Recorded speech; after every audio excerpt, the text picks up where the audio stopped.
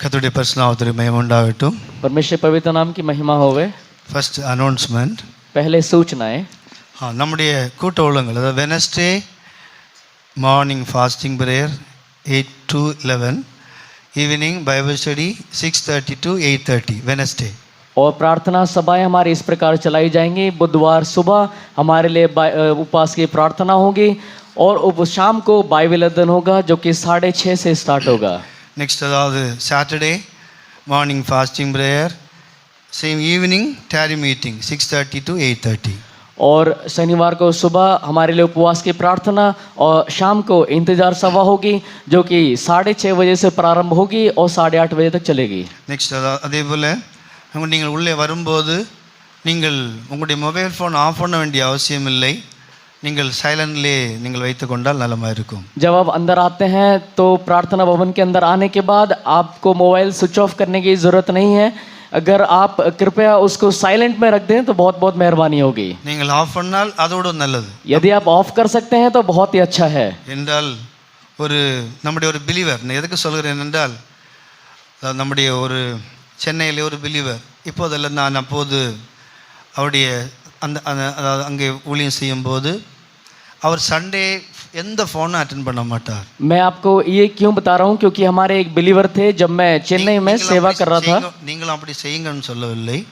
जब मैं चेन्नई में सेवा कर रहा था तो वहाँ पर वो बिलीवर अपने फ़ोन को संडे के दिन में स्विच ऑफ कर देते थे. वो आपको करने की ज़रूरत नहीं है. அவ்வளோ பெரிய பிஸ்னஸ் மேன், அதாவது அவருக்கு அவ்வளோ பெரிய கம்பெனி இருக்கிறது. ஆனால் அந்த சண்டே காலையிலிருந்து அவர் அந்த நைட் வரையிலும் फ़ोन स्विच ऑफ பண்ணி விடுவார். वो बहुत ही बड़े बिजनेसमैन है और संडे सुबह लेके शाम तक वो अपने फ़ोन को कोई भी फ़ोन अटेंड नहीं करते थे. फ़ोन को स्विच ऑफ करके रखते थे. அவருடைய பேர் கமலக்கண்ணன். அது அவர் ஹிந்துவிலிருந்து ரட்சிக்கப்பட்டு வந்தவர். அதற்கு பிற்பாடு அந்த சாபத் அந்த சண்டே என்றால் और अव्वल दूर आंडोर को मदिपुड़े काणपड़वाர்கள். उनका नाम है कमलकन्नन. वो हिंदू से उद्धार पाके प्रभु यीशु मसीह में उद्धार करता होके ग्रहण करके मसीह में आए और वो सबत के दिन को इतना ज़्यादा आदर देते थे कि सुबह से लेके शाम को रविवार के दिन अपने फ़ोन को स्विच ऑफ रखते थे.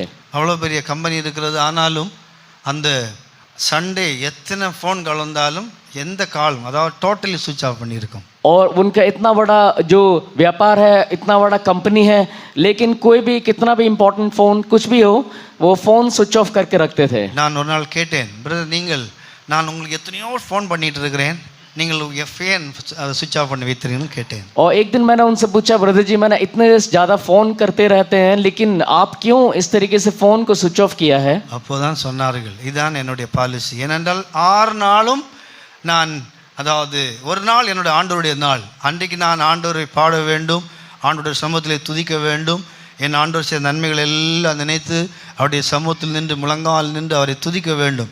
இது எனக்கு தேவன் தந்த வெளிப்படுத்தல்னு சொன்னார்கள். उन्होंने कहा कि ये मेरा प्रकाशन है जो परमेश्वर ने मुझे दिया है कि रविवार के दिन जो सबत का दिन है, जो पवित्र दिन है, उस दिन मैं परमेश्वर के हज़ूरी में जाके घुटनों में खड़े होके परमेश्वर ने मेरे जीवन में जो भी भलाइयाँ किया है सारी भलाइयों को एक एक करके याद करते हुए शुक्रगुजार हृदय के साथ परमेश्वर को पूरे दिल से धन्यवाद करना, परमेश्वर के प्रति अपने कृतज्ञता को जाहिर करना और परमेश्वर के प्रति उसकी महिमा करना, यही मेरा पॉलिसी है. அவர் ஆண்டவருடைய சமூகத்தில் வரும்போது ஸ்கூல் பிள்ளைகள் வருகிறது போல இவ்வளோ புக்கு கொண்டு வைத்து ஃப்ரெண்டில் வைத்து கொண்டு உட்கார்ந்து ஆண்டவரை பாடி ஆராதிப்பார். और जब वो जो कलीसिया में आते थे तो प्रार्थना भवन में आते समय अपने सामने बहुत सारे जैसे स्कूल के बच्चे किताब लेके आते हैं वैसे ही बहुत सारे किताब की गड्डी अपने सामने रख के इस तरीके से परमेश्वर को महिमा दे के आराधना करते थे. ஒருவேளை யாராவது இங்கே அதாவது ஹிந்தி தெரியாமல் இருப்பார்கள் என்றால் பிலீவர்ஸ் நீங்கள் பக்கத்தில் உட்கார்ந்து அவங்களுக்காக நீங்கள் இங்கிலீஷ் அவங்களுக்கு நீங்கள் டிரான்ஸ்லேஷன் செய்து उदवी செய்தால் நலமா இருக்கும்.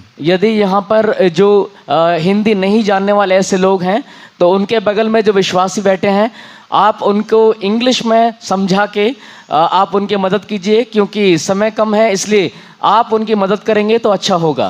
அதே போல வாஷ்ரூம் அதாவது நீங்கள் போகும்போது வரும்போது நீங்கள் அதாவது க்ளீனாக வைத்துக் கொள்ளும்படியே கேட்டுக்கொள்கிறோம். जब हम टॉयलेट जाते हैं तो टॉयलेट जाने के बाद आप वहाँ अच्छे से पानी डाल के उसे साफ करने का आपसे निवेदन करते हैं. கர்த்தருடைய பரிசுத்த நாமத்திற்கு மகிமை உண்டாகட்டும். परमेश्वर के पवित्र नाम की महिमा होवे. இப்போ இந்த புதிய மாதத்தினுடைய வாக்குத்தத்தம் நான் நேற்றுக்கு நான் சொன்னேன். அதாவது சகரியாவிலே சொல்லப்பட்டது போல நம்பிக்கையுடைய சிறைகளே நீங்கள் அரணுக்கு திரும்புங்கள், ரெட்டிப்பான நன்மையை தருவேன், அதை இன்றைக்கே தருவேன் என்கிற அந்த வாக்குத்தத்தம் தான் நமக்கு இந்த மாதத்துக்கு தேவன் கொடுத்திருக்கிறார். जिस प्रकार कल मैंने बताया था वायदे का वचन जो हमने परमेश्वर ने हमको दिया है इस महीने के लिए, वो इस प्रकार है, हे आशा धरे हुए बंदियों गढ़ की ओर फिरो, मैं आज ही बताता हूँ कि मैं तुमको बदले में दूना सुख दूंगा. சகரியா சாப்டர் 9:12 சொல்லப்பட்டது போல தேவனுடைய வாக்குத்தத்தம் ரெட்டிப்பான நன்மையை தருவேன் என்று ஆண்டவர் சொல்லி இருக்கிறார். जकरिया 9वां अध्याय उसका 12 वचन, जिस प्रकार परमेश्वर ने हमसे वायदा किया कि मैं तुमको बदले में दूना सुख दूंगा. அப்படின்ற அர்த்தம் என்னவென்றால் நமக்கு ஏதோ நஷ்டம் உண்டாயிருக்கிறதுனா அதிலிருந்து விளங்கிக் கொள்ள வேண்டும். उसका अर्थ यह है कि हमको कोई ना कोई नष्ट हुआ है करके उसे समझना होगा. ஒருவேளை ஆவிக்குரிய பிரகாரமாக இல்லாவிட்டால் சர பிரகாரமாக ஏதாவது நஷ்டங்கள் நம்முடைய ஜீவிதத்திலே இல்லாவிட்டால் குறைகள் உண்டாயிருக்கும் என்றால் ஆண்டவருடைய நோக்கம் ரெட்டிப்பான நன்மையை தருவேனுங்கிற அந்த நோக்கத்தோடு தான் இந்த வாக்குத்தத்தம் சொல்லப்பட்டிருக்கிறது. हमारे शारीरिक रूप से या फिर आत्मिक रूप से कोई ना कोई नष्ट या कमी हमारे जीवन में आई होगी, इसलिए परमेश्वर ने अपना वायदा इस प्रकार दिया है कि मैं तुमको दूना सुख दूंगा. யோபுக்கு எல்லாம் நஷ்டமானது, ஒன்று கூட இல்லை. வீடு நஷ்டமானது, பிள்ளைகள் நஷ்டமானார்கள், சுகபலன் ஆரோக்கியம் பணம் பொருள் எல்லாம் நஷ்டமானது. ஆனாலும் ஆண்டவர் அவனை இரட்டிப்பான விதத்திலே அவர் நன்மையினால் நிரப்பக்குள்ளே காணப்பட்டார். अय्यूब को इस प्रकार हर चीज का घटी हो गया, उसके बच्चे नष्ट हो गए, उसके धन संपत्ति चला गया, उसका शारीरिक बल चला गया और बीमारी से ग्रस्त हो गया, हर एक प्रकार के जो उसको नष्ट हुआ, लेकिन उसके पश्चात परमेश्वर ने उसको दुगने भलाई से उसको परिपूर्ण किया. ஒன்றுமில்லை, அவன் அங்கே அதாவது எல்லாம் இழந்து போய் ஒன்றுமில்லாமல் அவன் அங்கே சொல்லப்பட்டிருக்கிறது, ஒரு ஓடை எடுத்து தன்னுடைய அதாவது சரீரத்திலே வைத்து அவன் அவ்வளோ தூரம் ஒன்றுமில்லாமல் அவன் जीरो என்கிற அந்த அனுபவத்திலே வரக்கூடிய காணப்பட்டிருந்தான். वो कुछ भी नहीं है, एक जीरो की हालत में आ गया. इस प्रकार से अपने हाथ से उसको उठा के वो खुजली करने का, इस तरीके से वो बेकार एकदम निचले स्तर की हालत में कुछ भी नहीं है करके एक ऐसी हालत में पहुंच गया. ஆனால் ஜோப் சாப்டர் 42:10 வாசிக்கும் போது அங்கே ரெட்டிப்பான விதத்திலே தேவன் நன்மை கொடுத்தார் என்று வேதம் சொல்லுகிறது. लेकिन यदि हम अय्यूब 42 उसका 10वां वचन पढ़ें तो वहां पर हम पढ़ेंगे परमेश्वर ने उसको दुगना उसको दे दिया. அப்படி என்றால் ஒருவேளை கேட்கலாம், ரெட்டிப்பான நன்மை எப்படி கிடைக்கும் என்று ஒருவேளை இந்த காலவேளையிலே ஆண்டவர் வாக்குத்தத்தம் கொடுத்திருக்கிறார் என்றால் அது நமக்கு தருவாரோ இல்லையா என்று ஒருவேளை சந்தேகம் வேண்டாம். யோபு தேவன் ஆசீர்வதித்திருப்பார் என்றால் நம்மையும் தேவன் ஆசீர்வதிப்பதற்கு உண்மையுள்ளவராய் காணப்படுகிறார். हमें शक करने की जरूरत नहीं है कि परमेश्वर हमसे वायदा तो किया है लेकिन हमको मिलेगा या नहीं मिलेगा. आप संदेह करने की जरूरत नहीं है. आप अय्यूब की किताब से पढ़ के उसके जीवन से जान सकते हैं कि हाँ परमेश्वर दुगना देगा. நாம் அரணுக்கு திரும்ப வேண்டும், நகரத்திற்கு அல்ல. கிறிஸ்துவாகிய அரணுக்குள்ளே நான் திரும்பும்போது, அவர்களே குடிகொள்ளும் போது, அவருக்குள்ளேயே நாம் ஜீவிக்கும் போது இழந்து போன எல்லாவற்றையும் தேவன் திரும்பவும் நமக்கு தரக்குள்ளே காணப்படுவார். हम नगर की ओर नहीं बल्कि गढ़ की ओर फिरना चाहिए. हमारा गढ़ हमारा मसीह है. जब हम मसीह की ओर फिरेंगे, जो भी नष्ट हमारा हुआ है, जो भी नुकसान हुआ है, परमेश्वर उसको दुगना हमें दे देगा. இந்த கரங்களை உயர்த்தி இந்த வாக்குத்தத்தம் எல்லாரோட ஜீவிதத்திலும் தேவன் நிறைவேற்ற வேணும். தேவன் நிறைவேற்ற வல்லவர் ஆனபடியினால் கரங்களை உயர்த்தி கர்த்தரை ஸ்தோத்திரிப்போமாக. ये वायदा हर एक के जीवन में पूरा होना चाहिए क्योंकि परमेश्वर वायदों में सच्चा परमेश्वर है. ये वायदा हम हर एक के जीवन में पूरा होने के लिए आइए मिलकर हम तारीफ करेंगे. हालेलुया हालेलुया हालेलुया हालेलुया ஆமென் ஹalleluya. இந்த காலவேளையிலே தியானத்திற்காக ஜோவேல் சாப்டர் 2:26 படிங்களேன். आज हमारे ध्यान के लिए जोएल 2 उसका 26वां वचन पढ़ेंगे. என் ஜனம் ஒருபோதும் வெட்கப்பட்டு போவதில்லை.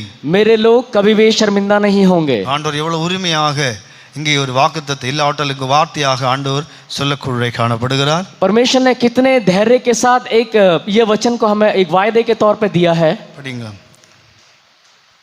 तुम पेट भरकर खाओगे और तृप्त होगे और अपने परमेश्वर यहोवा के नाम की स्तुति करोगे, जिसने तुम्हारे लिए आश्चर्य के काम किए हैं। मेरी प्रजा की आशा फिर कभी ना टूटेगी। என் ஜனம் ஒருபோதும் வெட்கப்பட்டு போவதில்லை.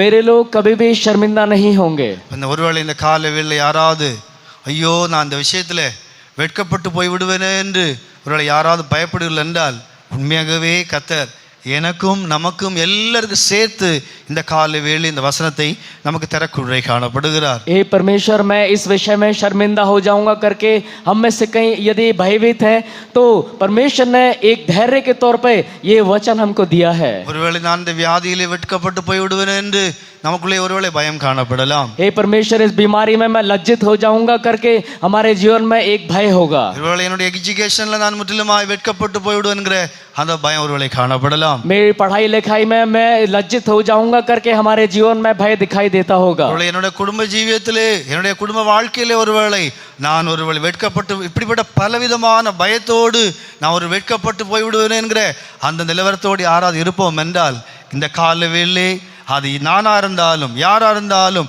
ஆண்டவர் சபைக்கு சொல்லக்கூடிய வார்த்தை என் ஜனம் ஒருபோதும் வெட்கப்பட்டு போவதில்லை. आपके पारिवारिक जीवन में मैं शर्मिंदा हो जाऊंगा या किसी भी कोई भी हालत क्यों ना हो जिसमें आप सोचते हैं कि आप मैं शर्मिंदा हो जाऊंगा, लज्जित हो जाऊंगा, परमेश्वर का वचन पूरी कलीसिया के लिए है। वो ये कहना चाहता है कि मेरे लोग कभी भी शर्मिंदा नहीं होंगे। என் ஜனம் ஒருபோதும் வெட்கப்பட்டு தைரியமாக நாம் அறிக்கை பண்ணலாம். ஏனென்றால் ஆண்டோர் தருகிற வார்த்தையை நாம் தைரியமாக திரும்பவும் சொல்லும்போது நம்முடைய எல்லா சரீரத்தினுடைய செல்ஸ் எல்லாம் அதை சொல்லக்கூடிய காணப்படும். मेरी प्रजा की आशा फिर कभी ना टूटेगी, वो लज्जित ना होंगे। इस प्रकार से यदि धैर्य के साथ दोबारा इस बात को दोहराएंगे तो परमेश्वर के जो वायदा है वो हमारे सिर में आएगा। அதாவது உதாரணமாக நம்முடைய மனது என்ன நினைக்கிறதோ நம்முடைய செல்ஸ் எல்லாம் அப்படியே நினைக்குறை அப்படியே ஆம் என்று சொல்லக்குறை காணப்படுமாம். उदाहरण तौर पे जो हम मन में सोचते हैं हमारा पूरा शरीर हर एक अंग जो है उसी प्रकार से वो काम करते हैं. அது மைண்ட் அதாவது நீ ஒரு பலவீனன் என்று நீ வெட்கப்படுவாய் என்று சொல்வாய் என்றால் கூட உள்ள எல்லா செல்ஸும் லட்சக்கணக்கான கோடிக்கணக்கான அதாவது செல்ஸ் எல்லாம் சேர்ந்து அதாவது சொல்லுமா ஆம் நீ வெட்கப்படுவாய். அப்படி என்றால் இது என்ன சொல்லுகிறதோ அதற்கு எல்லாம்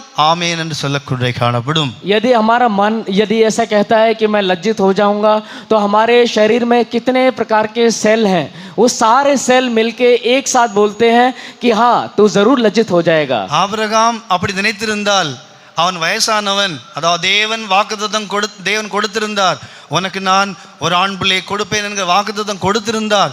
ஆனால் அவருடைய மனதிலே நான் வெட்கப்பட மாட்டேன், எனக்கு சர்வம் ஒருவேளை சத்ததா இருக்கலாம், ஆனால் என் தேவனுடைய வாக்குத்தத்தம் ஒருபோதும் வெட்கப்படுத்தாத வாக்குத்தத்தம் என்கிற நம்பிக்கை இருந்தபடியினால்தான் முழு சரீரமும் அவனுக்குள்ளிருந்து ஆம் என்று அவனுக்குள்ளே அந்த விசுவாசம் பெருகுறை காணப்பட்டிருந்தது. अब्राहम के जीवन में भी इस प्रकार से जब परमेश्वर ने कहा कि मैं तुझे एक बालक दूंगा तो अब्राहम के मन इस प्रकार उसके शरीर का कमज़ोर था और बलहीन था, लेकिन उसने इस प्रकार नहीं सोचा. उसने सोचा कि परमेश्वर ने वायदा किया है तो ज़रूर परमेश्वर मुझे लज्जित नहीं होने देगा, वो वायदा मेरे जीवन में पूरा करेगा करके अब्राहम के जीवन में एक बहुत बड़ा विश्वास दिखाई दिया. ஒருவேளை நம்முடைய போற பாதையில் ஒருவேளை நினைப்போம் அதோட முடிந்தது அவ்வளவுதான், இனிமேல் எழும்பவே முடியாது என்று சில சமயங்களில் நமக்கு தோன்றக்குறை காணப்படும். हमारे जाने वाले रास्ते में भी जब हम इस प्रकार सोचते हैं कि अब जो मैं गिर गया हूँ अब मैं कभी भी सीधा खड़ा नहीं हो पाऊंगा करके हम कई बार सोचते हैं. பரிசுத்த பவுலுடைய ஜீவியத்தில் ஒன்று அல்ல வெட்கப்படக்கூடிய எத்தனையோ பகுதிகள் உண்டானது.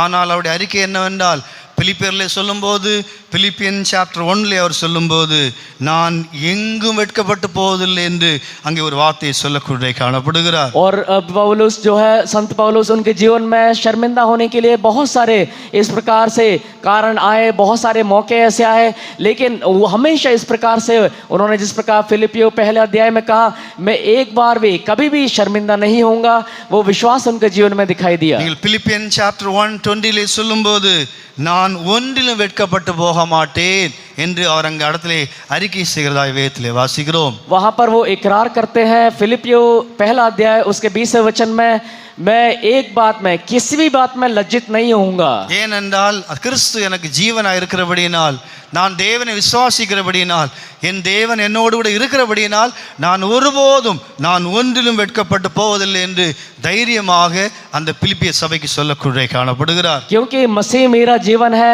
वो मसीह की बड़ाई मेरे देह के साथ सदा होती रही, वैसे ही अब भी चाहे मैं जीवित रहूं या मर जाऊं, लेकिन परमेश्वर मुझे कभी लज्जित नहीं होने देगा करके एक बहुत बड़ा विश्वास उनके जीवन में था, जो उन्होंने फिलिपियों की कलीसिया को बोल के कहा। அவர் என் ஜனம் ஒருபோதும் வெட்கப்பட்டு போவதில்லை அந்த வசனத்தை பரிசுத்த பவுலுடைய வாழ்க்கையிலே எத்தனையோ முறை அனுபவித்த சந்தர்ப்பங்கள் வேதத்திலே சொல்லப்பட்டிருக்கிறது. मेरे प्रजा कभी भी लज्जित ना होगी, वो वचन पवित्र पौलुस के जीवन में कितनी बार कई जगह में पूरा होते हुए हम देखते हैं. இந்த காலவேளை நம்முடைய நம்பிக்கையை நாம் புதுப்பித்துக் கொள்ளும்படியாக ஒரு காரியங்கள் அல்ல, எத்தனையோ தேவனுடைய மனுஷர்கள் இந்த வசனத்தை அனுபவித்து இந்த வேதத்திலே அவர்கள் எழுதக்கூடிய காணப்பட்டிருக்கிறார்கள். परमेश्वर की आशा वो ना टूटेगी करके वो वचन परमेश्वर के लोगों के जीवन में पूरा होने के लिए कितनी बार इस वचन को पवित्र शास्त्र में लिखा गया है. நீங்கள் ஆக்ட்ஸ் சாப்டர் 27 வாசிக்கும் போது இங்க ஒரு அருமையான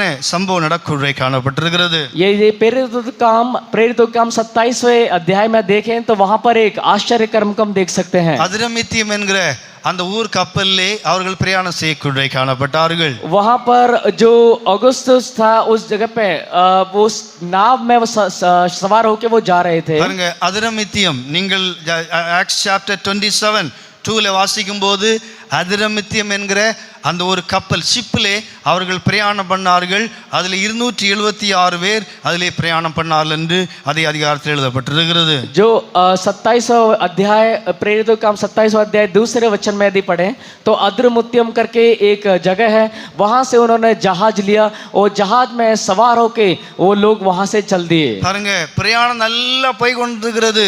பரிசுத்த பவுலும் தேவன் ஊழியம் செய்யும்படியாக அவர் அந்த கப்பலிலே காணப்பட்டிருந்தார். पवित्र पौलुस भी परमेश्वर की सेवा करने के लिए उस जहाज में दिखाई दिए. முதலாவது தென்றல் மெதுவாய் அடிக்குள்ளே காணப்பட்டது. पहले तो लहरें धीरे धीरे चलती हुई दिखाई दी. அதாவது பாருங்க, அதாவது சைக்ளோன், அதாவது யூரோக்ளித்தோன் என்கிற அந்த காற்று அந்த கப்பல்ல மோதிட்டு என்று வேதம் சொல்லுகிறது. यूरोक्लितोन करके जो तूफान था वो उस जहाज में टकराया कर हम पढ़ते हैं. முதல்ல தென்றல் அதாவது மெதுவா வந்து அடிக்கிறது.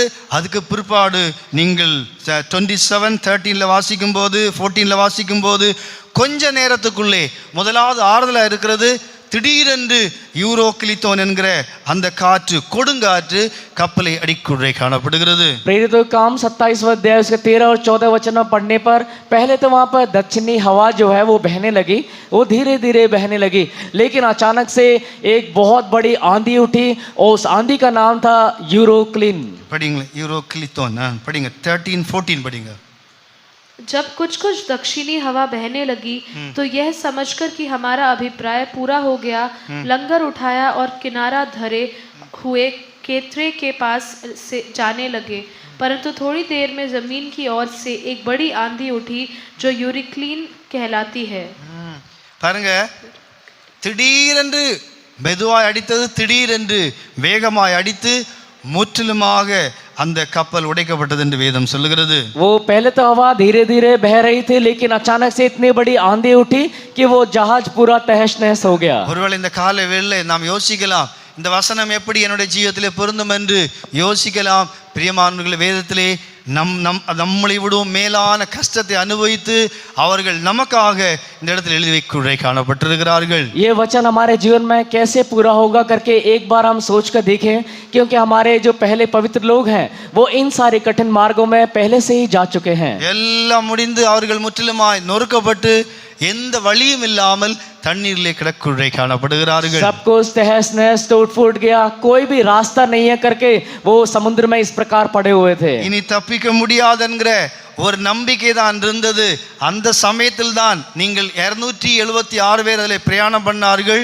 ஒரே ஒரு பவுலுக்கு என் ஜனம் ஒருபோதும் ஒரே ஒரு பவுலுடைய காதிலே சத்தம் கேட்கிறது, பவுலே நீ பயப்படாதே என்கிற சத்தம் கேட்குள்ளே காணப்பட்டது. वहां पर उस समुद्र में 274 लोग जो जहाज में सवार होके गए, उन लोगों को कोई भी आवाज नहीं सुनाई दिया, लेकिन पवित्र पौलुस उसको परमेश्वर ने इस प्रकार कहा, हे मेरे बच्चे तू कभी भी शर्मिंदा नहीं होगा. நீங்கள் 27-28 வாசிக்கும் போது ஒருவேளை இந்த காலவெளியிலும் கூட நீ இந்த அந்த பாதையில் போகிறாய் என்றால் உண்மையாகவே அதே சத்தம் உன்னுடைய பெயரை சொல்லி பயப்படாதே என்கிற சத்தம் தான் உன்னுடைய காதிலே கேட்குள்ளே காணப்படும். 27वें और 28वें वचन में यदि हम पढ़ के देखें तो वही शब्द आज सवेरे आपके इस कान में सुनाई देगा, तो भय मत खा.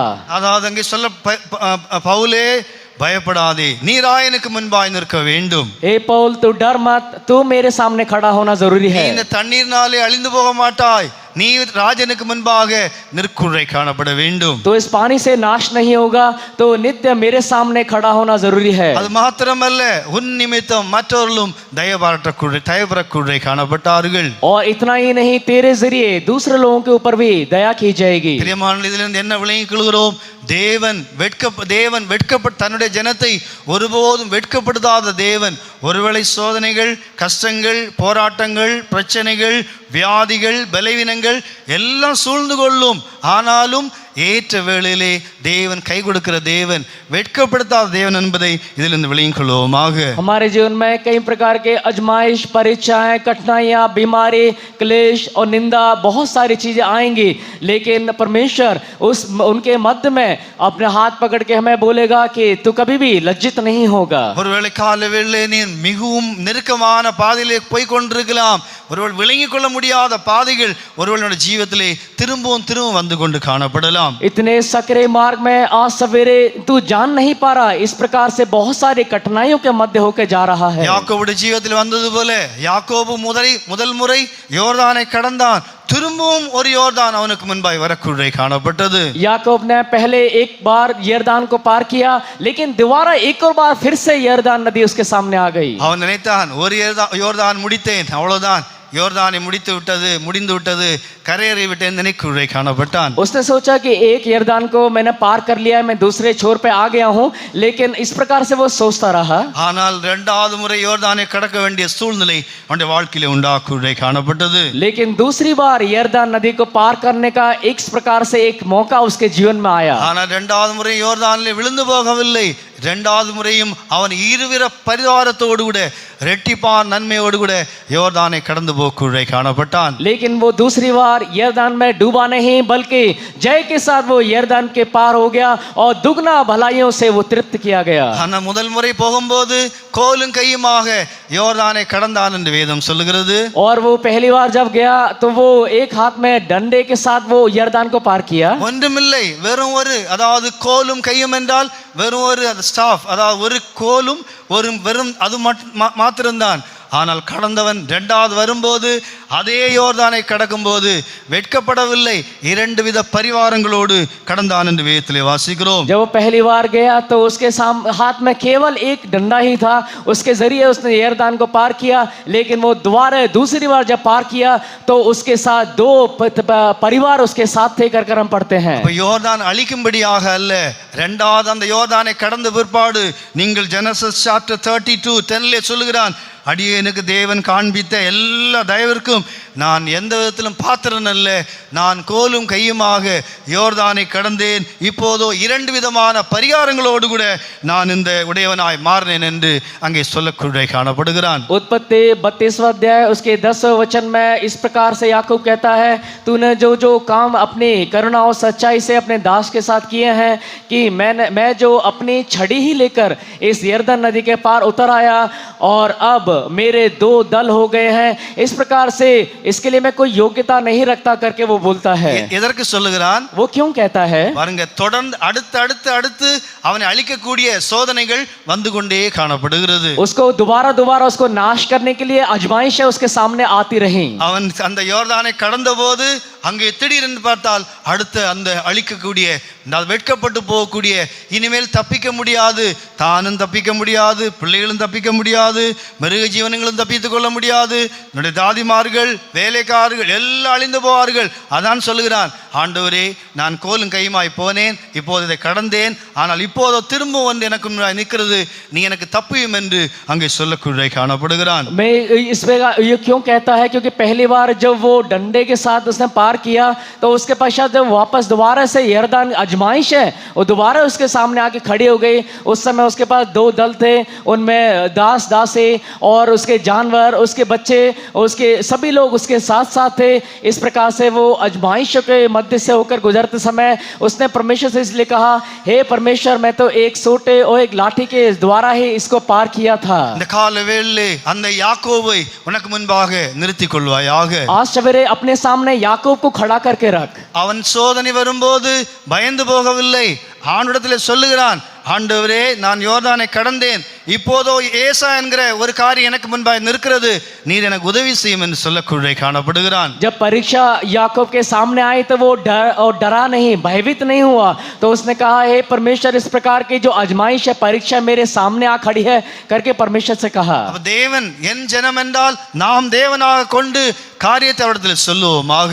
मेरे प्रजा बोलने पे हमारी जो बातें हैं वो हमें परमेश्वर को बोलना चाहिए. வியாதி வரும், பலவீனங்கள் வரும், தோல்விகள் வரும், ஆண்டவர் எதற்கு எல்லாவற்றிலிருந்தும் கடத்தி கொண்டு போறதுக்கு தான் சர்வ வல்லமையுள்ள தேவன் நமக்காக ஜீவிக்குள்ளே காணப்படுகிறார். हमारे जीवन में बलहीनता, कमजोरी, बीमारी सब आएगा, लेकिन हमें उन बातों को परमेश्वर को बोल के परमेश्वर के साथ साथ हमें प्रयाण करना चाहिए. நமக்கு பலன் இல்லை. அவன் சொல்லுகிறான், அதாவது அங்கே நீங்கள் 32:11 சொல்லுகிறான், என்னை தப்புவியும், என் சகோதரனாகிய ஏசாவுக்கு என்னை தப்புவியும், அவன் வந்து என்னையும் என் பிள்ளைகளையும் என் தாய்மார்களையும் முறியடித்து விடுவானே என்று யாரிடத்திலே சொல்லுகிறான்? ஏசாவிடத்திலே அல்ல, ஆண்டவரிடத்திலே சொல்லக்கூடிய காணப்படுகிறான். वो जानता है कि वो बलहीन है, इसलिए उत्पत्ति 32 उसके 11 वचन में वो इस प्रकार कहता है, मेरी विनती सुनकर मुझे मेरे भाई एसाव के हाथ से बचा करके. वो किससे बोल रहा है?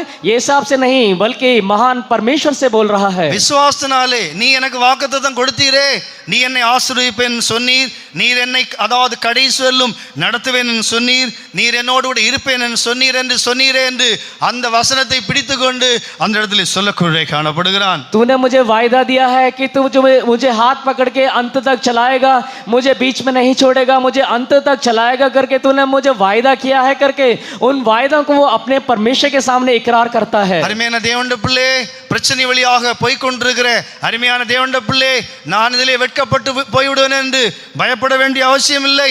தேவன் உனக்கு வாக்குத்தத்தம் கொடுத்திருக்கிறார், தேவன் உனக்கு விசுவாசம் கொடுத்திருக்கிறார், தேவன் உனக்கு நம்பிக்கையை தேவன் கொடுத்திருக்கிறார், தேவனுடைய மனக்கண்ணை தேவன் திறந்திருக்கிறார்.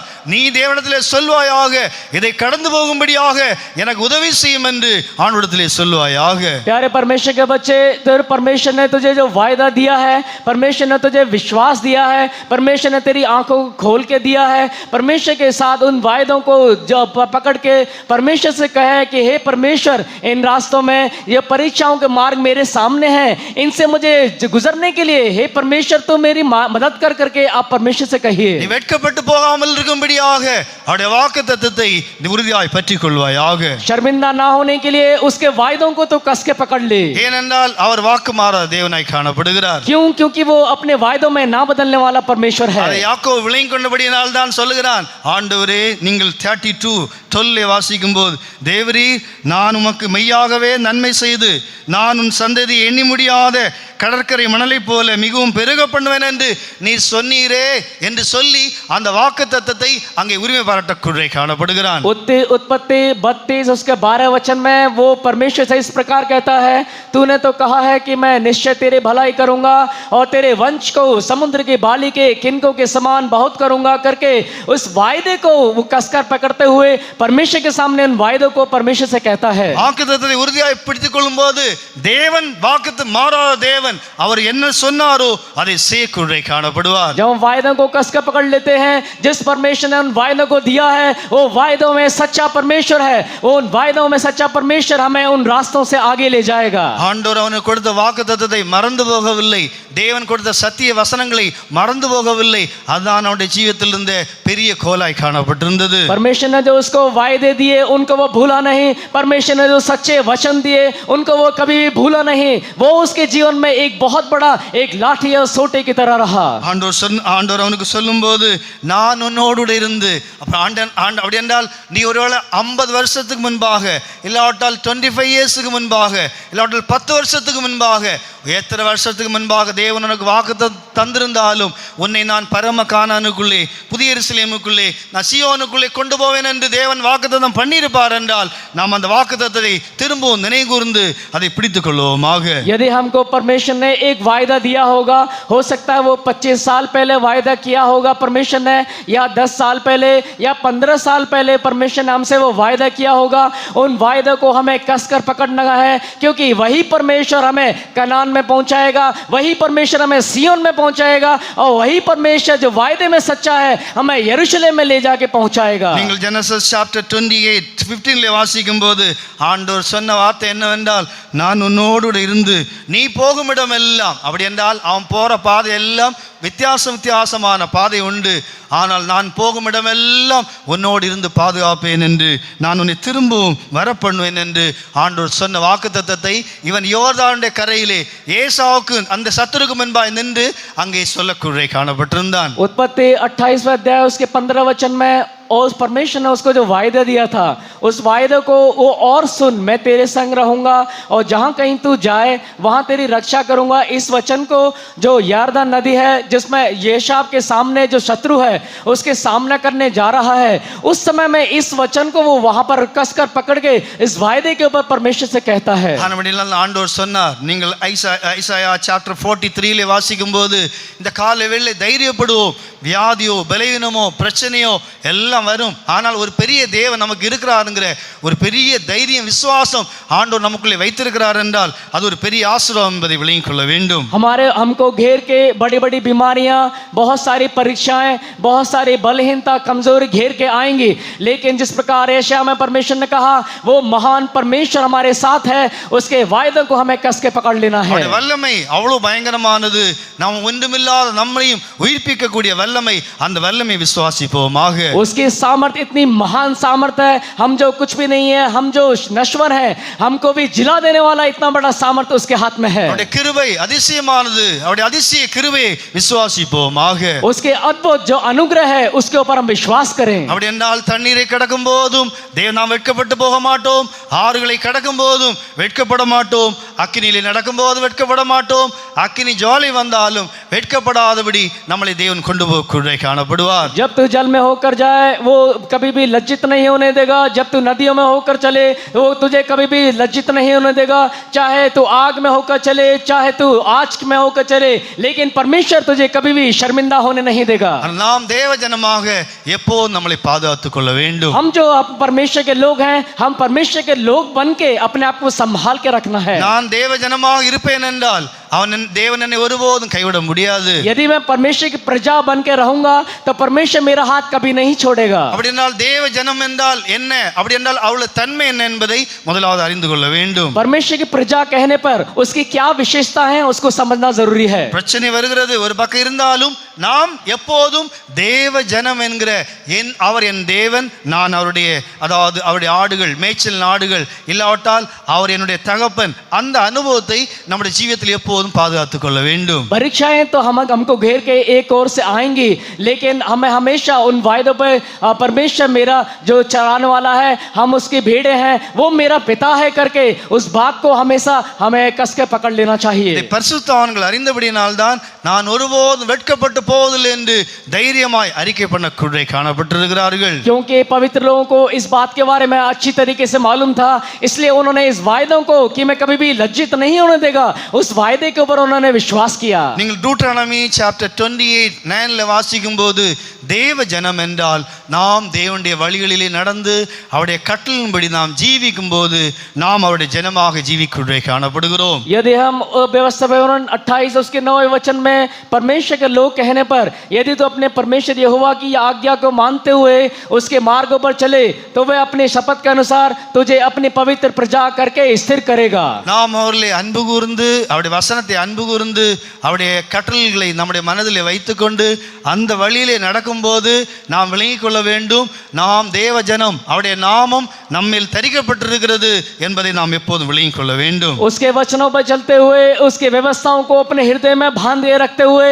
उनके वायदों पर जब हम चलते हैं तो इसका अर्थ यह है कि हम जो है परमेश्वर के प्रजा हैं। நாம் அவருடைய பரிசுத்த ஜாதி என்று முத்திரை குத்தப்பட்டிருக்கிறது. हम उसके पवित्र प्रजा है करके हमारे ऊपर मोहर लगाया गया है। நாம் அவருடைய ஜனம் மாத்திரமல்ல, அவருடைய பரிசுத்த ஜாதி என்று நாம் முத்திரை குத்தப்பட்டிருக்கிறோம். हम केवल पवित्र प्रजा ही नहीं, लेकिन हम परमेश्वर के पवित्र लोग हैं करके हमारे ऊपर मुद्रा लगाई गई है। அப்படி என்றால் என் ஜனம் வெட்கப்பட்டு போறது மாத்திரமல்ல, என் ஜனம் என்றால் अनेक நன்மைகளுக்கு அவர்கள் பாத்திரவான்களாய் மாறக்கூடிய காணப்படுவார்கள். और यदि हम परमेश्वर के लोग हैं तो कई सारे भलाइयों के हम पात्रवान बन जाएंगे। அப்ப நாம் எப்போதும் நாம் தேவ ஜனம் என்கிற அந்த அனுபவத்தை நம்முடைய ஜீவிதத்திலே பாதுகாத்துக் கொள்ள வேண்டும். हम परमेश्वर के लोग हैं करके वो जो अनुभव है हमें अपने जीवन में संभालना चाहिए। படிங்களேன் 13 படிங்களேன். आइए वचन को पढ़ेंगे। यदि तू अपने परमेश्वर यहोवा की आज्ञाओं को मानते हुए उसके मार्गों पर चले तो वह अपनी शपथ के अनुसार तुझे अपनी पवित्र प्रजा करके स्थिर रखेगा। பாருங்க, கர்த்தருடைய பரிசுத்த நாமத்திற்கு மகிமை உண்டாகட்டும். परमेश्वर पवित्र नाम की महिमा होवे। நீங்கள் யாராவது புதிய ஜனங்கள் இந்த இடத்துல வந்திருப்பீர்கள் என்றால், நான் உண்மையாகவே நீ வெட்கப்பட்டு போகாமல் இந்த உலகத்திலே நீ ஒரு நல்ல ஒரு தேவனுடைய உதவியை பெறக்கூடிய அந்த இடத்திலே காணப்படும்படியாக நீ தேவனுடைய ஜனமாய் முதலாவது மாற வேண்டியது அவசியமாய் காணப்படுகிறது. यदि आप में से कोई नए लोग आए हैं तो आप दुनिया में शर्मिंदा होने बगैर आप परमेश्वर के लोग बन जाकर उस स्थान में आना चाहिए जिस स्थान में परमेश्वर आपकी मदद कर पाए। இயேசுவை நீ நேசிப்பாயாக. आप प्रभु यीशु मसीह से प्यार कीजिए। முதல் பிரமாணமே அதான். நாம் இயேசுவை நேசிக்கும் போதே அவருடைய ஜனமாய் மாறக்கூடிய காணப்படுகிறோம். पहला व्यवस्था यह है कि हम जब प्रभु यीशु मसीह को प्यार करते हैं तो हम उसकी प्रजा होके बन जाते हैं। ஏனென்றால் யோபு சொல்லும்போது அவன் என்ன சொல்கிறான், அவரை அதாவது சிநேகிக்கிறவர்கள் இல்லாவிட்டால் அவரை விசுவாசிக்கிறவர்கள் ஒருபோதும் வெட்கப்பட்டு போவது என்று எழுதப்பட்டிருக்கிறது. जिस प्रकार अय्यूब कहता है कि हम उसके कभी भी लज्जित नहीं होंगे क्योंकि हम उसको प्यार करने वाले लोग हैं। நாம் அவரை நேசிக்கும் போது அவர் நமக்கு தேவனாக மாறக்கூடிய காணப்படுகிறார். जब हम उसको प्यार करेंगे तो वो हमारा परमेश्वर होके बदल जाएगा। அவரை நமக்கு சொந்த இரட்சகராய் ஏற்றுக்கொள்ளும் போது அவர் நமக்கு தேவனாய் காணப்படுகிறார். जब हम उसको अपना मुक्तिदाता होके ग्रहण करेंगे तो परमेश्वर हमारा परमेश्वर बन जाएगा। இதை போல ஒரு விசேஷமான பாக்கியம் உள்ள ஜனம் வேற யாரும் இல்லை என்று டூட்ரானமி சாப்டர் 33 சொல்லப்பட்டிருக்கிறது. यदि हम व्यवस्था वर्ण 33वां अध्याय पढ़ें तो वहां पर इस प्रकार लिखा है कि इस तरीके से भाग्यवान लोग कोई और नहीं है। ஆனபடியால் தான் வசன சங்கீதத்தில் எழுதப்பட்டிருக்கிறது, நான் உம்முடைய கற்பனையை நோக்கி பார்க்கும்போது ஒருபோதும் வெட்கப்பட்டு போவதில்லை என்று அங்கே தாவீதோ இல்லாவிட்டால் யார் சொன்ன சங்கீதத்திலே மிகவும் தெளிவாய் சொல்லப்பட்டிருக்கிறது. भजन लिखने वाला भजन संहिता में इस प्रकार लिखता है, जब मैं आपकी व्यवस्थाओं को दिन रात ध्यान करता हूं तो उसमें कभी भी मैं लज्जित नहीं होता। நீங்கள் அதாவது வசன சங்கீதா சாப்டர் 1:19 வாசிக்கும் போது 6 என்று நினைக்கிறேன், அங்கே எழுதப்பட்டிருக்கிறது, நான் உம்முடைய கற்பனையை கண் நோக்கும் போது நான் வெட்கப்பட்டு போக மாட்டேன். நான் அவருடைய கற்பனையை நான் கண் நோக்கும் போது அவருடைய கற்பனையின்படி செய்யும் போது என் தேவன் எனக்கு எப்போ எந்த நிலவரத்திலும் உதவி செய்ய முடியும் என்கிற அந்த சத்தியத்தை நான்கு சொல்லப்பட்டிருக்கிறது. भजन उसका पहला अध्याय उसमें से दूसरा वचन यदि हम पढ़ें तो वहां पर इस प्रकार है, परंतु वह तो यहोवा की व्यवस्था से प्रसन्न रहता और उसकी व्यवस्था पर रात दिन ध्यान करता रहता और उसके ध्यान करने से वो कभी भी लज्जित नहीं होता है। நீங்கள் வசன சங்கீதா 1:19 படிங்களேன் ஜல்தி. तब मैं तेरी सब आज्ञाओं की ओर चित्त लगाए रहूंगा और मेरी आशा ना टूटेगी। கர்த்தருடைய பரிசுத்த நாமத்துக்கு மகிமை உண்டாகட்டும். परमेश्वर पवित्र नाम की महिमा होवे। வெட்கப்படாமல் இருக்க வேண்டுமானால் நாம் தேவ ஜனமாய் மாற வேண்டும், தேவ கற்பனையை நாம் நோக்க வேண்டும். यदि हम लज्जित नहीं होना है तो हम परमेश्वर के लोग बन जाना है और उसकी व्यवस्थाओं को दिन रात ध्यान करना है। நோக்கிறது என்றால் பார்க்கிறது மாத்திரமல்ல, அதன்படி செய்கிறவர்களாய் மாற வேண்டும். यदि देखना कहने का मतलब है कि उसको केवल देखते रहना नहीं है कि लेकिन उसके अनुसार हमें बदल जाना है। நாம் புதிய ஏற்பாட்டு கற்பனை மாத்திரமல்ல, அதாவது பழைய ஏற்பாட்டு மாத்திரமல்ல, மேத்யூ சாப்டர் 6 சொல்லப்பட்டது போல, ஜான் சாப்டர் 14 சொல்லப்பட்டது போல புதிய கற்பனையும் கூட புதிய ஏற்பாட்டு சபை கைக்கொள்ளக்கூடிய காணப்பட வேண்டும். मत्ती 6वां अध्याय और यूहन्ना 14 अध्याय केवल पुराने नियम में नहीं लेकिन नए नियम में भी इस प्रकार से कहा गया है कि व्यवस्थाओं को हमें हाथ में बांध लेना चाहिए। நாம் அப்படி செய்யும் போது நாம் தேவனுடைய ஜனம் என்கிற அந்த முத்திரை அதாவது பரிசுத்த ஆவியுடைய முத்திரை மாத்திரமல்ல, தேவ ஜனம் என்கிற முத்திரையும் நம்மேல் காணப்பட வேண்டும். यदि हम ऐसा करेंगे तो केवल पवित्र आत्मा का मोहर नहीं, लेकिन परमेश्वर के हम प्रजा हैं करके वो मोहर भी हमारे ऊपर दिखाई देगा. அப்படி என்ன நமக்கு ஆண்டுடைய ஜனமா இருக்கும்போது நமக்கு என்ன நன்மை? यदि हम परमेश्वर के प्रजा होकर रहेंगे तो हमारे लिए क्या क्या भलाइयां हैं. நீங்கள் 2 Chronicle chapter 7:14 வாசிக்கும்போது,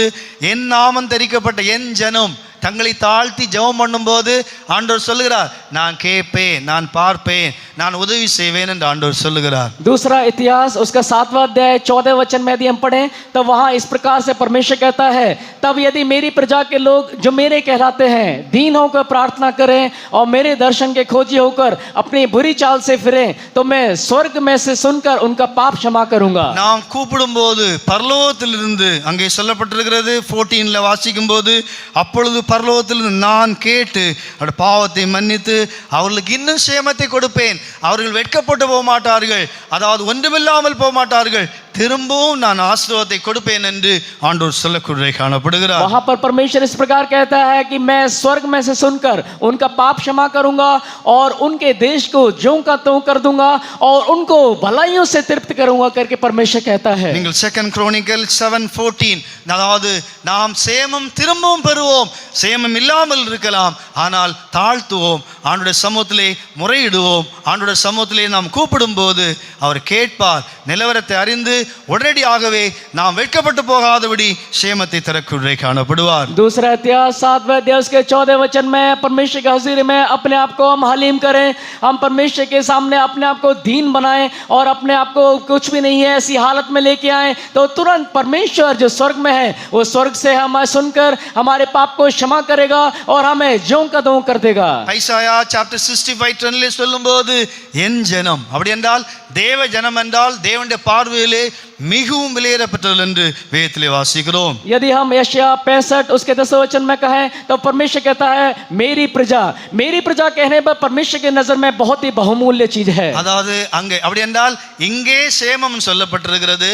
ஐசாயா chapter 65:10 சொல்லப்பட்டிருக்கிறது, என் ஜனம், என் ஜனத்திற்கு நான் சாரோனின் ஆட்டு தொழுவும் ஆகோரின் பள்ளத்தாக்கு மாட்டு கிடை, அப்படி என்றால் செழிப்பான இடத்தை நான் அவர்களுக்கு கொடுப்பேன், என் ஜனத்திற்கு இப்படி ஒரு ஆசீர்வாதம் அங்கே வைக்கப்பட்டிருக்கிறது என்று ஆண்டவர் சொல்லுகிறார். वहां पर परमेश्वर अपने लोगों के लिए इस तरीके की एक जगह रखी है करके यशायाह 65 उसके 10वें वचन में कहता है, मेरी प्रजा जो मुझे ढूंढती है उसके भेड़ बकरियां तो शारोन में चरेंगी और उसके गाय बैल आकोर नाम तराई में विश्राम करेंगे करके. சாரோன் என்றால் அவ்வளவு தூரம் கொழுமையான புல்கள் நிறைந்த இடமாய் மலையாய் காணப்படுகிறது. और शारोन बोलने पर बहुत सारे अच्छी अच्छी चीजों से भरा हुआ वो तराई दिखाई देता है. ஆகோரின் பள்ளத்தாக்குன்னு சொல்லுகிறது, மலையிலிருந்து விழுகிற அந்த தண்ணீரினால் நிரம்பப்பட்ட, இல்லாவிட்டால் அந்த தூய்மையான தண்ணீரினால் நிரம்பப்பட்ட ஓடுகிற ஒரு பள்ளத்தாக்கு என்பதை அறிய வேண்டும். यदि आकोर की तराई बोलने पर जो शारोन की पहाड़ी से जो नीचे तराई में पानी गिरता है उस पानी से जो पवित्र पानी है उससे भरी हुई भलाइयों को दिखाता है. தேவன் நமக்கு தேவையான புதிய புதிய அபிஷேகத்தை வல்லமே தந்து நம்மளை தாகத்தை தேவன் தீர்க்குள்ளே காணப்படுவார். परमेश्वर हमें जो देना है वो नए नए अभिषेक को देके हमारी प्यास को परमेश्वर लगातार बुझाता है. ஆகோரின் பள்ளத்தாக்கு பரிசுத்த ஆவியோடு சேர்ந்து ஜீவிக்கக்கூடிய அந்த ஒரு தாகம் தீர்க்கக்கூடிய அந்த அனுபவம் தேவ ஜனங்களுக்காக வைக்கப்பட்டிருக்கு என்பதை விளங்கிக் கொள்ள வேண்டும். आकोर की तराई कहने पर पवित्र आत्मा का अभिषेक से भरते हुए वो परमेश्वर के साथ साथ जीवन बिताने का एक अनुभव को दर्शाता है. மூன்றாவது ஆண்டவர் சொல்லும்போது, ஜெரேமியாவில் ஆண்டவர் சொல்லும்போது, என் ஜனம், அதாவது என் ஜனம் அப்படி என்றால் பல இடங்களிலே நாம் தேவ ஜனங்களாய் மாறும்போது, நீங்கள் ஜெரேமியா chapter 31:14 வாசிக்கும் போது, என் ஜனம் என்றால் அந்த பரலோகத்தின் தேவனுக்கு அவ்வளவு இஷ்டம், ஆனபடியினால் தேவ ஜனங்களாய் மாறுவோம், நாம் வெட்கப்பட மாட்டோம், நன்மைகள் நன்மைகளினாலே நம்மளை திருப்தியாக்குள்ளே காணப்படுவார். यदि हम यिर्मयाह 31 उसके 14 वचन में पढ़ें तो वहां पर परमेश्वर यदि मेरी प्रजा बोलता है तो वो परमेश्वर के लिए बहुत ही खुशी की बात है. परमेश्वर कहता है मैं अपनी प्रजा को उत्तम दानों से संतुष्ट करूंगा. ஆனபடியினால் கற்பனை நோக்கி பார்க்கும்போது நாம் வெட்கப்பட மாட்டோம். இதற்கு எத்தனையோ உதாரணங்கள் சொல்லப்பட்டிருக்கிறது. ஆனபடியினால் ஒருவேளை கேட்கலாம், இது எப்படி சாத்தியமாகும் என்று கேட்குள்ளே காணப்படலாம். जब हम व्यवस्थाओं को देख के इस प्रकार जीवन बिताते हैं तो परमेश्वर हमारे लिए सभी बातें करता है, तो कई बार हम सोचते हैं कि ये कैसे पूरा होगा। ஆனால் இதான் நம்முடைய ஜீவிதத்தில் இருக்கிற பலவீனமே அதுதான். நாம் அந்த சமயத்தில் நமக்கு ஒரு கஷ்டம் வரும்போது நாம் அந்த தேவனுடைய கற்பனையை நான் நோக்கி பார்க்கிறது இல்லை. हमारे जीवन में पाई जाने वाला बलहीनता कमजोरी यही है कि हमारे जीवन में जब बीमारी आती है तो हम व्यवस्थाओं को देख के पुकारते नहीं हैं, ஆனபடியால் வெட்கப்பட்டு போக்குறை காணப்படுகிறோம். इसलिए अपने जीवन में हम लज्जित हो जाते हैं। நான் சொல்லல, ஆண்டவரே சொல்லி கொடுக்கிறார் யோசுவாவுக்கு, நீ வேற ஒண்ணும் பார்க்காத.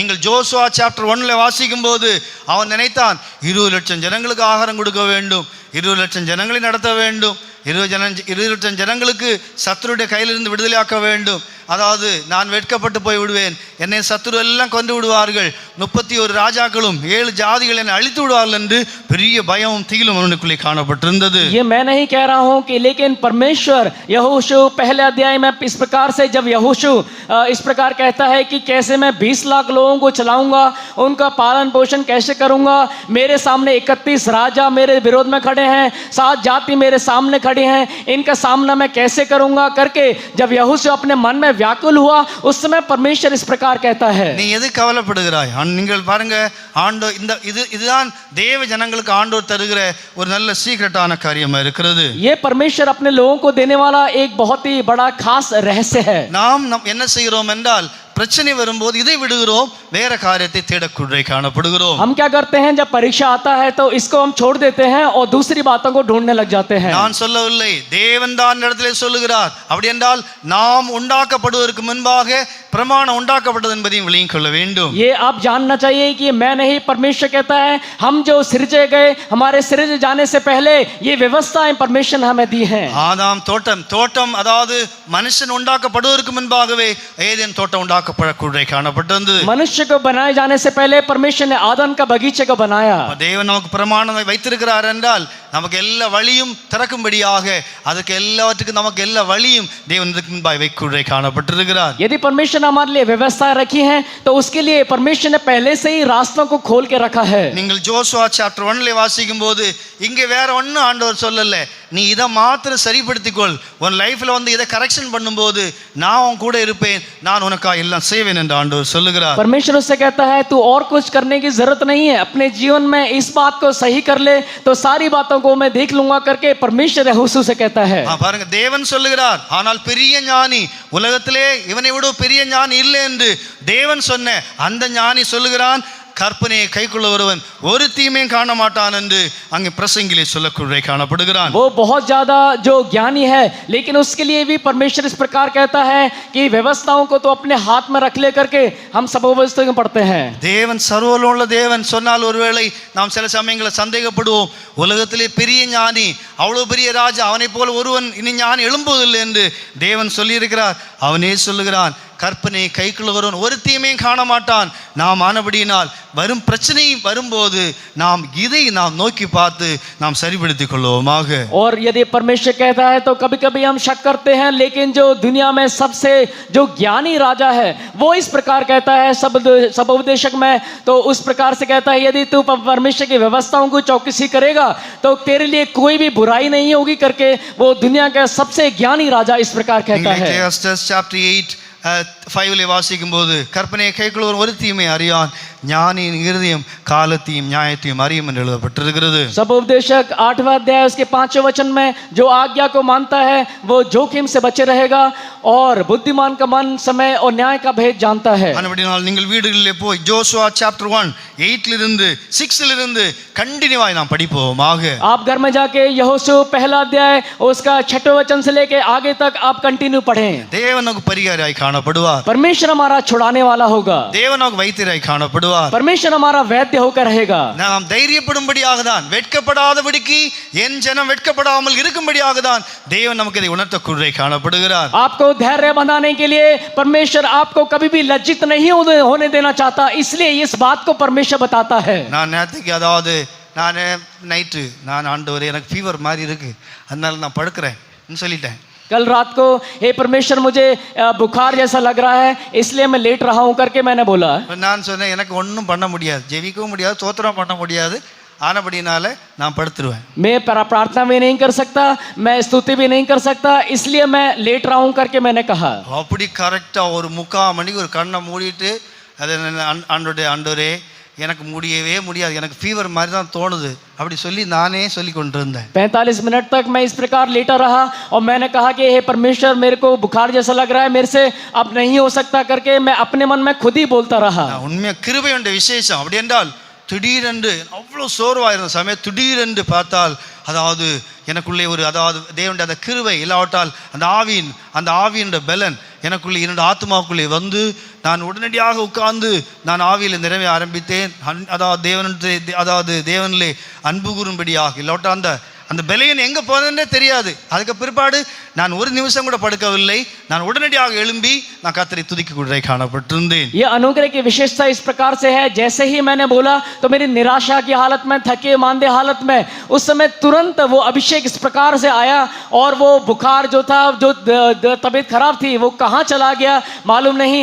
उसके बाद लगातार मैं परमेश्वर की स्तुति और धन्यवाद लगातार करता रहा. तबीयत खराब இல்லை, நானே சொல்றேன் ஆண்டவரே ஃபீவர் மாதிரி இருக்கு அதனால எழும்ப மாட்டேன். और उस समय तबीयत खराब नहीं थी, लेकिन मेरे को ऐसा लग रहा था कि बुखार जैसा हो गया है. परमेश्वर ஆண்டவருடைய கிருபை என்ற விசேஷம் அனுபவிப்போம். நம்மளை ஒருபோதும் பலவீனப்பட்டு போகாதபடி இன்னும் இந்த பாதையில் ஓடும்படியாக உதவி செய்ய காணப்படும். अनुग्रह की विशेषता को हम जानना चाहिए, इसलिए कि परमेश्वर इस रास्ते में आगे की ओर चलने के लिए परमेश्वर लगातार हमारी मदद करेगा. அந்த வார்த்தையை சொல்லிக்கொள்கிறேன், நாம் தொடர்ந்து ஆராதிக்கிற தேவன் நம்மளை ஒருபோதும் வெட்கப்படுத்த மாட்டார் என்பதை விளங்கிக் கொள்ள வேண்டும். मैं अपनी बात को संचित में करता हूं कि परमेश्वर जो लगातार हमें चलाने वाला परमेश्वर जब तक चलाता आ रहा है, वो कभी भी हमें लज्जित नहीं होने देगा. நம்முடைய நம்பிக்கையை மாற்ற வேண்டாம். நீங்கள் வசன சங்கீதா சாப்டர் 22:5 சொல்லப்பட்டது போல அவரை நம்புதல் ஒருபோதும் வெட்கப்பட்டு போனதில்லை. जिस प्रकार भजन संहिता 22 उसके 5वें वचन में जो उसको भरोसा कर रखते हैं वो कभी भी लज्जित नहीं होंगे. நாம் நம்பிக்கை வைப்போம் என்றால் வெட்கப்படுத்த மாட்டார்.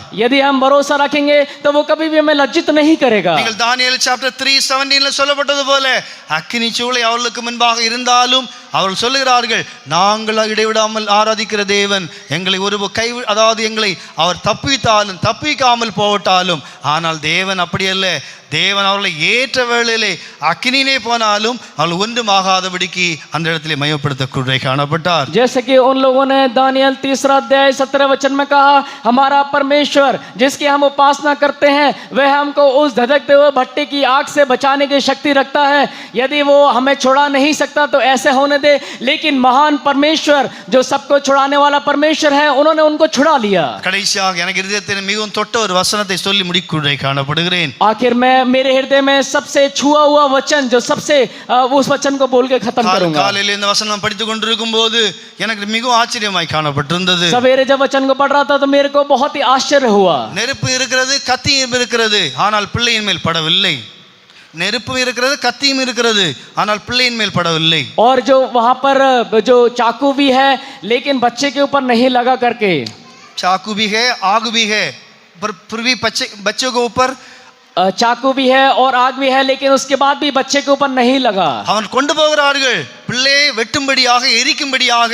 நீங்கள் ஜெனசிஸ் சாப்டர் 22:6 வாசிக்கும் போது அவர் கையிலே நெருப்பும் கையிலே கத்தியும் கொண்டு போய் காணப்பட்டார்கள். वो बच्चे को बलि चढ़ाने के लिए वहां पर उस मोरिया पहाड़ पर जा रहे थे. उनके पास आग भी था और उनके पास चाकू भी था, लेकिन बच्चे का कोई हानि नहीं हुआ. பாருங்க, பிள்ளையோடு கத்தியும் போகிறது, நெருப்பும் போய் காணப்படுகிறது. और बच्चे के साथ जो है चाकू भी था और आग भी साथ साथ जा रहा था. ஆனால் வானத்திலும் சத்தம், ஆபிரகாமே பிள்ளையின் மேல் கை போடாதே என்று சத்தம் கேட்குறே காணப்படுகிறது. लेकिन स्वर्ग से इस प्रकार आवाज आई कि हे अब्राहम, बच्चे के कोई हानि ना पहुंचा. பாருங்க, ஒருவேளை அதாவது பட்டயம் இருக்கலாம், ஒருவேளை பல பிரச்சனைகள் சூழ்ந்திருக்கலாம், ஆனால் வெட்கப்படும்படியாக துர்போத அனுமதிக்க மாட்டார் என்பதை விளங்கிக் கொள்ள வேண்டும். हमारे चारों ओर हमको घेर के बहुत सारी परेशानियां होंगी, लेकिन कभी भी परमेश्वर ने हमें छूने के लिए अनुमति नहीं देगा. நீங்கள் 6 படிங்களேன், 2 இருக்கிறது, அதாவது நெருப்பு இருக்கிறது, கத்தியும் காணப்படுகிறது. और वहां पर जो चाकू भी है और वहां पर जलाने के लिए सामग्री भी है कर हम पढ़ते हैं. சரீரத்தில் ஒருவேளை வியாதி இருக்கலாம், பிரச்சனை இருக்கலாம், போராட்டம் இருக்கலாம்,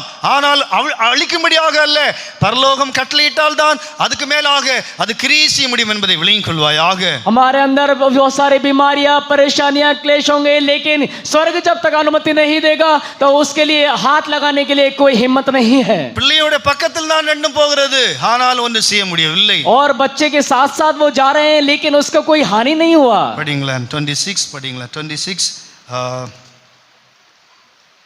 22 6 படிங்க. आइए उत्पत्ति 22 उसका 6वां वचन पढ़ेंगे. तब अब्राहम ने होम बलि की लकड़ी ले अपने पुत्र इसहाक पर ला दी और आग और छुरी को अपने हाथ में लिया और वे दोनों एक साथ चल पड़े. பாருங்க, எல்லாம் சேர்ந்தம் போது இந்த சரீரத்தில் இருக்கலாம், சுகர் இருக்கலாம், பிரஷர் இருக்கலாம், எல்லாம் இருக்கலாம், ஆனாலும் பரலோகம் சொல்லும், அதாவது கை போடாதே, இதுக்கு மேல மிஞ்சாதே, பரலோகம் ஆணையிட்டால் தான் அது கிரியை செய்ய முடியும் என்பதை விளங்கிக் கொள்ள வேண்டும். देखिए वहां पर आग है, छुरी है, वैसे ही हमारे शरीर में हमको शुगर होगा और प्रेशर होगा, लेकिन स्वर्ग ने जिस प्रकार आवाज कहा कि उसको कभी भी हाथ मत लगा, उसको आगे और मत छू करके. கையை நீட்டினான். அப்படி என்றால் சில சமயங்கள்ல வரும், அதாவது அழிக்கும்படியாக ஒருவேளை வரும், ஆனாலும் நம்முடைய தேவன் ஒருபோதும் வெட்கப்பட்டு போகும்படியாக ஒருபோதும் அனுமதிக்க மாட்டார் என்பதை விளங்கிக் கொள்ள வேண்டும். उसने अपना हाथ ऊपर उठाया था, वैसे ही हमें नाश करने के लिए बीमारियां आएंगी, लेकिन स्वर्ग हमें कभी भी हाथ नहीं लगाने देगा.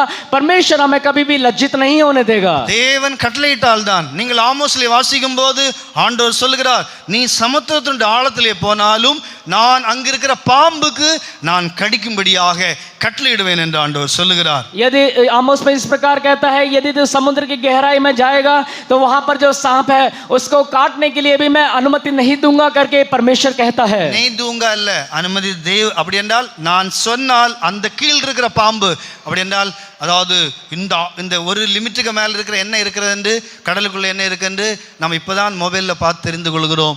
அவ்வளவு கீழே பாம்புகள் இருக்கிறதாக வேதம் சொல்லுகிறது. समुद्र की गहराई में क्या क्या चीज है करके अभी हम मोबाइल में देख पा रहे हैं, लेकिन परमेश्वर जैसे कि गहराई में रहने वाले सांप के बारे में भी वो जानता है. பாருங்க, அப்போ நீ சமுத்திரத்தின் ஆழத்திலே போனாலும் நான் அங்கே கடிக்கும்படியாக பாம்பு கட்டளையிடுவேன். और जो यदि तो समुद्र की गहराई में जाएगा तो उसको सांप को काटने के लिए परमेश्वर आज्ञा नहीं देगा. பாருங்க, அப்படி என்றால் மீன் அல்ல, அது கீழே பாம்பு. அப்படி நம்ம இப்போதான் நம்ம ஹை டெக்னாலஜியில நமக்கு என்ன இருக்குன்னு இப்போதான் தெரிகிறது. 35,000 ஃபீட்ல அந்த லைட் இருக்கிற மீன் இருக்கிறது, அதுக்கு பிற்பாடு வேற வேற மீன்கள் இருக்கிறது என்று அறிகிறோம். ஆனால் நீங்கள் ஆமோஸ் சாப்டர் 9:3 வாசிக்கும் போது அப்படி தேவன் அனுமதித்தால் தான் நடக்கும் என்பதை நாம் இதிலிருந்து விளங்கிக் கொள்ள வேண்டும். अभी हमें मोबाइल आ गया है तो 35,000 गहराई में, फीट की गहराई में जाएंगे समुद्र, तो वहां पर जो रोशनी मिलने वाला जो मछली है, इस प्रकार से हम जानते हैं. लेकिन आमोस उसका 3 अध्याय में यदि हम पढ़ेंगे तो वहां पर परमेश्वर ने उस सांप को पहले से ही आज्ञा दिया है. पहले நீ கீழே போகும்போ அங்க உனக்கு பாம்புக்கு நான் சொல்லுவேன். और जब तू नीचे जाएगा तो उस सांप को मैं बोलूंगा. தேவன் சொன்னால் தான் அது கடிக்கும். यदि परमेश्वर बोलेगा तभी वो काटेगा. அப்படினால் நெருப்பு இருக்கிறது, அதாவது கத்தியும் இருக்கிறது என்று பயப்பட வேண்டாம். கூட தான் இருக்கும், ஆனால் ஒன்று செய்யாது. நாம் தைரியமாய் முன்னேறுவோமாக. चाकू तो होगा, लेकिन आप भय मत होइए, भयभीत होने की जरूरत नहीं है, क्योंकि परमेश्वर हमारे साथ है. ஒருவேளை கொஞ்சம் சூடடிக்கும், ஆனால் பிள்ளைக்கு சூடடிக்கும், ஆனாலும் அழிந்து போகும்படியாக தேவன் ஒருபோது அனுமதிக்க மாட்டார். आग की वजह से बच्चे को थोड़ा गर्म तो लगेगा, लेकिन नाश होने के लिए परमेश्वर कभी अनुमति नहीं देगा. நாம் தேவன் கந்த சியோனிலே நமக்காய் வைக்கப்பட்டிருக்கிற கல்லின் மேல் நம்பிக்கை வைப்போமாக. सियोन में जो पत्थर है, उस पत्थर के ऊपर बहुमूल्य के रखने के लिए हम परमेश्वर मदद करना चाहिए. ஒருபோதும் வெட்கப்பட்டு போகாதபடி தேவன் நம்மளை பாதுகாக்கும்படி காணப்படுவார். कभी भी शर्मिंदा होने के लिए परमेश्वर हमें संभाल के रखेगा. கர்த்தர் நம்மை ஆசீர்வதிப்பாராக. परमेश्वर स्वयं हमें आशीष करने दे. यीशु तेरा नाम ऊंचा दृढ़ कोण, धर्मी उसमें दौड़कर सुरक्षित रहता. यीशु तेरा नाम ऊंचा दृढ़ कोण, धर्मी उसमें दौड़कर सुरक्षित रहता. जो कोई भी तेरे चरणों में आता, लज्जित कभी भी ओ नहीं होगा. जो कोई भी तेरे चरणों में आता, लज्जित कभी बाइबल बाद में रखो, ओ पहला नानी ओमेगा, कदमों में आया यीशु तेरे, वचन से दिल पर रखो मेरे, कदमों में आया हूँ यीशु तेरे, वचन से दिल पर रखो मेरे, बोल मेरे प्रभु मेरा भी सुनना, मेरी आवाज़ करती तू मेरा, बोल मेरे प्रभु मेरा भी सुनना, मेरी आवाज़ करती तू मेरा, यीशु तेरा नाम ऊंचा देखो, धरती उसमें दौड़कर सुरक्षित रहना, यीशु तेरा नाम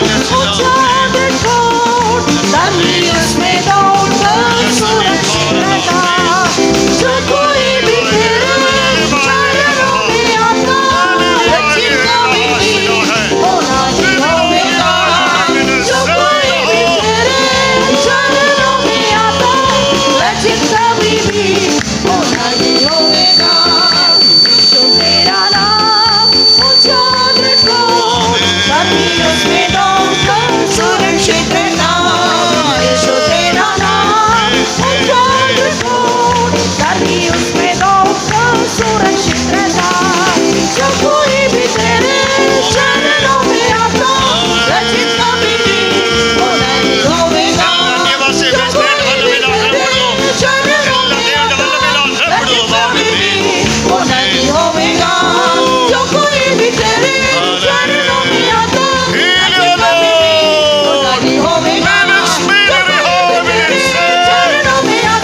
रक्षित कभी भी होना नहीं होगा, जो कोई भी तेरे चरणों में आता, रक्षित कभी भी होना नहीं होगा, जो कोई भी तेरे चरणों में आता, रक्षित कभी भी होना नहीं होगा। हालेलुया, हालेलुया, हालेलुया, हालेलुया, आमीन, हालेलुया, हालेलुया, हालेलुया, हालेलुया. அருமையான தேவனுடைய பிள்ளை, என் ஜனம் ஒருபோதும் வெட்கப்பட்டு போவதில்லை. प्यारे परमेश्वर के बच्चे, मेरा जो प्रजा है वो कभी भी लज्जित नहीं होगा. நீ தேவனுடைய வார்த்தையை நோக்கி பார்ப்பாயாக, तो परमेश्वर के वचन को देख, தேவனுடைய வார்த்தையை நோக்கி பார்ப்பாயாக, तो परमेश्वर के वचन की ओर देख, தேவனுடைய கற்பனையை நோக்கி பார்ப்பாயாக, परमेश्वर की व्यवस्था की ओर देख, தேவன் உனக்கு தந்த வாக்குத்தத்தத்தை உறுதியாய் பற்றிக் கொள்வாயாக. परमेश्वर ने तुझे वायदा दिया है उसको तू कस के पकड़ ले. உன்மேல் நம்பிக்கை அல்ல, தேவன் மேல் நம்பிக்கை வைப்பாயாக. अपने ऊपर नहीं लेकिन परमेश्वर के ऊपर भरोसा रख. சியோன் மேல் வைக்கப்படுகிற அந்த கல்லின் மேல் நம்பிக்கை வைப்பாயாக. सिय्योन का जो बहुमूल्य पत्थर है उसके ऊपर तू विश्वास कर. நீ அவருடைய ஜனமாய் மாறுவாய் என்றால் கர்த்தர் உன்னை கூட நடத்தக்குள்ளே காணப்படுவார். यदि तू परमेश्वर की प्रजा बन जाएगा तो जरूर परमेश्वर तुझे चलाएगा. அப்படி என்றால் அந்த உன்னுடைய அந்த கத்தியோ இல்லாவிட்டால் அந்த நெருப்போ எந்த விதத்தில் உன்னை அணுகாதபடி தேவன் விலைக்கு பாதுகாக்குள்ளே காணப்படுவார். छुरी हो चाहे आग हो वो तेरे को नुकसान नहीं करेगा, परमेश्वर तुझे இந்த संभालेगा. வியாதி உன்னை ஒருபோதும் அழிக்காது என்பதை விளங்கிக் கொள்வாயாக. वो बीमारी तुझे कभी भी नाश नहीं करेगा. இந்த வியாதி உன்னை ஒருபோதும் உன்னை அழித்து போடாதபடிக்கு தேவன் பாதுகாக்குள்ளே காணப்படுவார். बीमारी तुझे कभी भी नाश नहीं करेगा क्योंकि परमेश्वर तुझे அவருடைய संभालेगा. கிருபை உனக்கு போதும் என்பதை விசுவாசிப்பாயாக. परमेश्वर का अनुग्रह तेरे लिए काफी है. உன்னுடைய பலவீனத்தில் விட கிருபை பூர்ணமாய் விளங்குக்குள்ளே காணப்படும். तेरी बलहीनता में उसके अनुग्रह काफी है. அவருடைய கிருபையினால் நிரப்படுவாயாக. उसके अनुग्रह से तू भर जा. அவருடைய கிருபையினால் நிரப்படுவாயாக. उसके अनुग्रह से तू भर जा. கிருபையினால் நிரப்படுவாயாக. उसके अनुग्रह से तू भर जा. ஹalleluya, ஹalleluya, ஹalleluya, ஹalleluya, ஆமென், ஹalleluya, ஆமென். அருமையான தேவனுடைய பிள்ளை, நீ பலவீனமாய் இந்த இடத்தை விட்டு போக வேண்டாம். प्यारे परमेश्वर के बच्चे, तो बलहीनता के साथ कमजोरी के साथ यहाँ से मत जा. அதைரியத்தோடு போக வேண்டாம். आधैर्य के साथ मत जा. உன்மேல் மன உருகிற கர்த்தர் உன்னை பார்க்குள்ளே காணப்படுகிறார். तेरे ऊपर दया दिखाने वाला परमेश्वर तुझे देख रहा है. கிருபையினால் நிரப்படுவாயாக. एक बार तू भर जा. தேவ வல்லமையினால் நிரப்படுவாயாக. परमेश्वर की सामर्थ्य से भर जा. நீ ஒருபோதும் வெட்கப்பட்டு போக மாட்டாய். तू कभी भी लज्जित नहीं होगा. தேவனுடைய கிருபையை பற்றிக் கொள்வாயாக. परमेश्वर के अनुग्रह को तू कस के पकड़ ले. கிருபை சிங்காசனம் வரையிலும் கொண்டு போகக்குள்ளே காணப்படும். वो तुझे सिंहासन तक ले जाएगा. கிருபையினால் நிரப்படுவாயாக. उस अनुग्रह के साथ तू भर जा. ஹalleluya, ஹalleluya, ஹalleluya, ஹalleluya, ஹalleluya, आमीन, हालेलुया, हालेलुया। तारीफ करेंगे। Praise the lord, praise the lord, praise the Lord. सारे आदर मान महिमा परमेश्वर देते हुए तारीफ करेंगे। Praise the lord, praise the lord, praise the Lord. पिता पुत्र पवित्र आत्मा के लिए तारीफ करेंगे। Praise the lord, praise the lord, praise the Lord. आसमानी बाम शुक्र और तारीफ करते हैं खुदावन। इस पवित्र दिन को सुबह को वक्त परमेश्वर तेरे चरणों पर हम सबों को इकट्ठा किया, इसलिए शुक्र करते हैं खुदावन। खास करके हमारी ज़िंदगी में इस 10वां महीने का पहला दिन देखने के लिए तेरे हज़ूरी में आकर खुदा तूने किया सारे भलाइयों को याद करते हुए तेरे नाम को ऊंचा करने के लिए, आराधना करने के लिए प्रभु तूने हमें सहायता किया।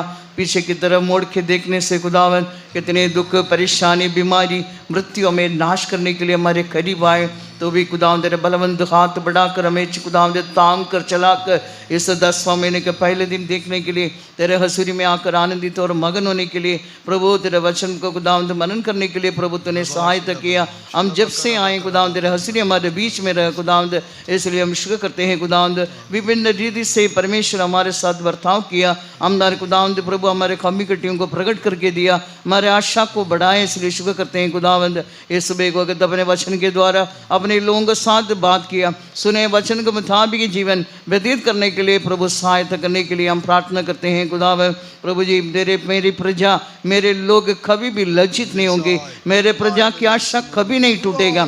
इस वचन पर हम विश्वास करते हैं खुदावंद।